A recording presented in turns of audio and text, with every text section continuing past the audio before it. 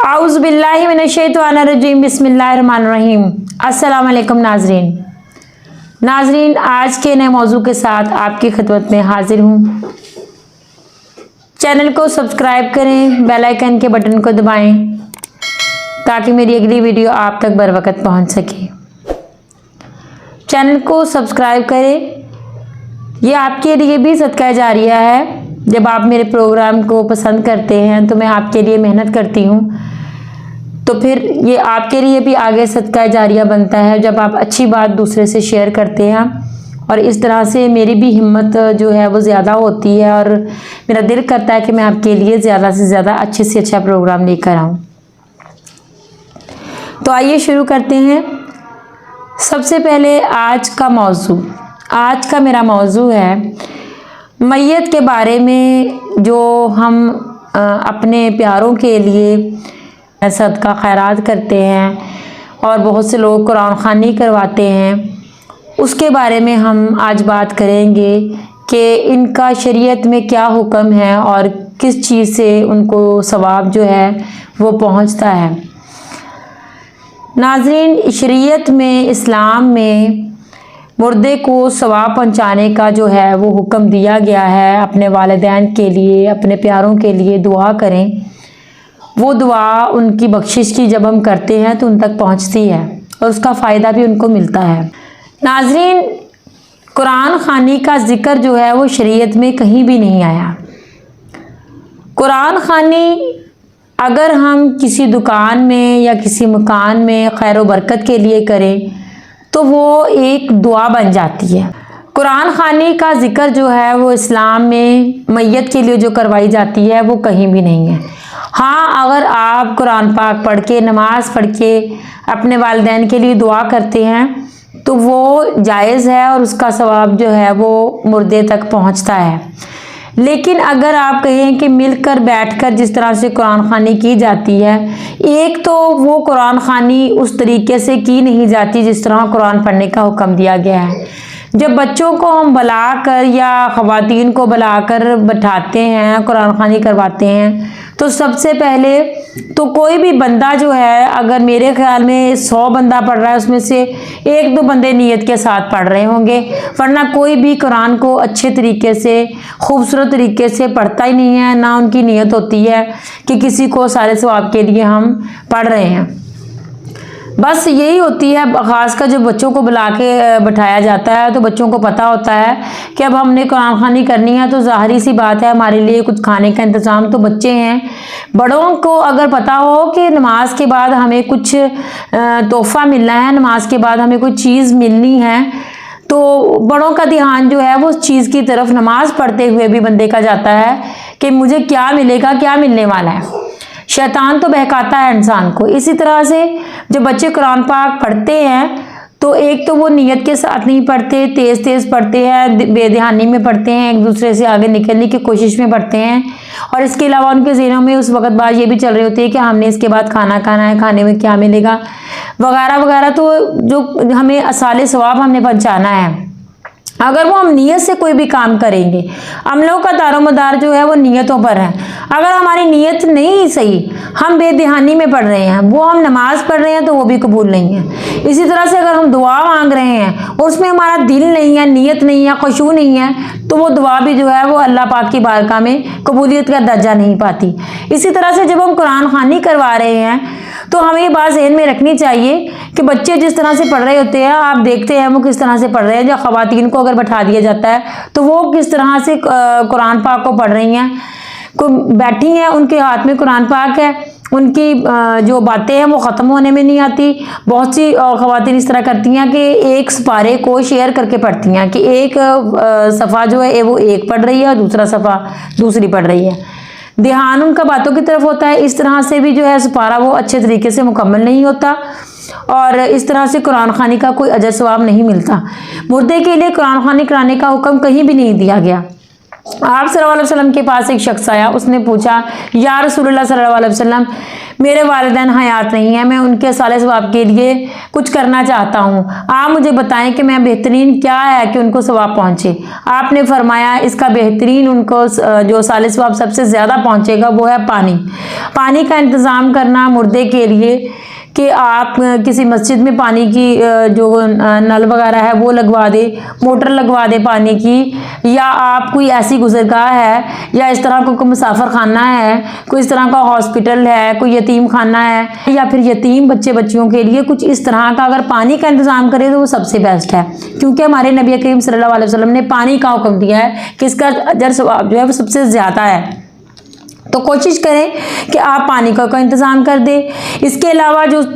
میت کی طرف سے صدقہ خیرات کیا جاتا ہے, یعنی کہ ہم میت کو ثواب پہنچانے کی نیت سے جب صدقہ دیں گے, خیرات دیں گے, کسی غریب کی مدد کریں گے, کسی کا قرض اتار دیں گے, کسی کو مصیبت سے نکالیں گے, تو اس طرح سے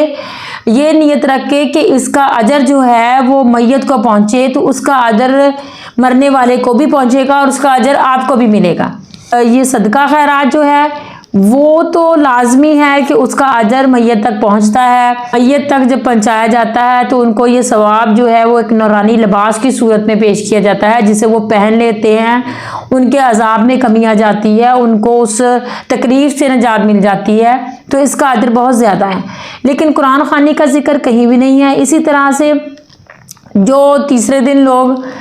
کرواتے ہیں, یہ کل وغیرہ کا ختم ہے یا 40ویں کا ختم ہے یا سال کا ختم ہے, تو اس طرح لوگوں کو بلا کر ان کی جس طرح سے باقاعدہ ہم دعوت کرتے ہیں, جس طرح سے نکاح کے بعد ولیمے کا حکم ہے, ہماری شریعت میں ولیمہ کرنے کو کہا گیا ہے. مرد جو ہے وہ اپنی استطاعت کے مطابق ولیمہ جو ہے وہ کرے, وہ اپنے دوستوں کو بھی بلا سکتا ہے, اپنے رشتہ داروں کو بلا سکتا ہے, گلی محلے والے کو بلا سکتا ہے, اس میں کوئی قید نہیں ہے کہ کسی کو بلائے یا نہ بلائے, وہ سب کو اپنی خوشی سے اپنی ہمت سے جس کو چاہے بلا کر دعوت کھلا سکتا ہے. لیکن کیونکہ وہ خوشی ہے اور اس کی ایک دعوت بنتی ہے, مجھے یہ سمجھ نہیں آتی کہ شریعت میں یہ چیز کہیں نہیں ہے تو ہم نے یہ چیزیں کیوں اپنے سے لگا لی ہیں اور معاشرے میں یہ چیزیں اس قدر پھیلی ہیں. ناظرین, انسان کی یہ فطرت ہے کہ جو غلط ہے, جو برائی ہے, وہ اتنی تیزی سے پھیلتی ہے, بالکل جس طرح جنگل میں آگ پھیلتی ہے اس طرح سے برائی تیزی سے پھیلتی ہے, اور لوگ ایک دوسرے کو بری بات میں بہت جلد کاپی کرتے ہیں. بچوں کی نفسیات یہ کہی جاتی ہے کہ بچے جو ہیں وہ غلط چیز کو, نیگیٹو چیز کو پک کرتے ہیں, لیکن بڑوں میں یہ چیز میں کہتی ہوں بچوں سے بھی زیادہ ہے. بچے تو ناسمجھ ہوتے ہیں, ان کو شعور نہیں ہوتا ہے, ان کو اس وقت اتنی عقل نہیں ہوتی ہے, اچھے برے کا پتہ نہیں ہوتا ہے. لیکن ہمارے معاشرے کا المیہ یہ بن گیا ہے کہ ہمارے بڑے جو ہیں وہ یہ نہیں دیکھتے کہ یہ بات حدیث میں نہیں ہے, شریعت میں نہیں ہے, قرآن میں نہیں ہے, کسی جگہ پر یہ نہیں لکھا ہوا, یہ ہم نے کدھر سے نکالی ہے, اس کا ہمیں گناہ کس قدر ہے. یہ بدعت ہے جو ہم آگے سے آگے شفٹ کرتے جاتے ہیں, یعنی کہ وہ برائی ہے جو ہمیں کفر اور جہنم کی طرف لے کر جاتی ہے. تو ان چیزوں کا ذکر کہیں بھی نہیں ہے کہ کسی کو بلا کر دعوت کرنا. آپ ویسے مردے کے لیے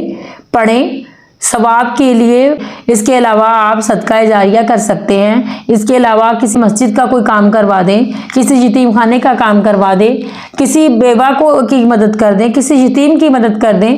اس کا اجر و ثواب جو ہے وہ بہت زیادہ ہے, اور حدیث میں, شریعت میں اس کا حکم بھی ہے, اور اس کی بہت سی احادیث ملتی بھی ہیں. لیکن اپنی طرف سے ہم لوگوں کو بلا کر, وہ لوگ جو صاحب حیثیت ہوتے ہیں ان کو بلا کر میت کی دعوت کھلانا, تیسرے دن کھلانا یا 10ویں دن کھلانا یا 40ویں کا ختم پر کھلانا یا سال بعد کھلانا, تو اس کا ذکر کہیں بھی نہیں آیا ہے, اور یہ چیز جو ہے وہ ہمیں گناہ میں مبتلا کرتی ہے. ہم نے اس کو ایک بالکل روٹین بنا لیا, اپنا عمل بنا لیا ہے کہ یہ کام اس دن کرنا ہے. اس طرح تو کہنا کرنا بالکل ناجائز ہے.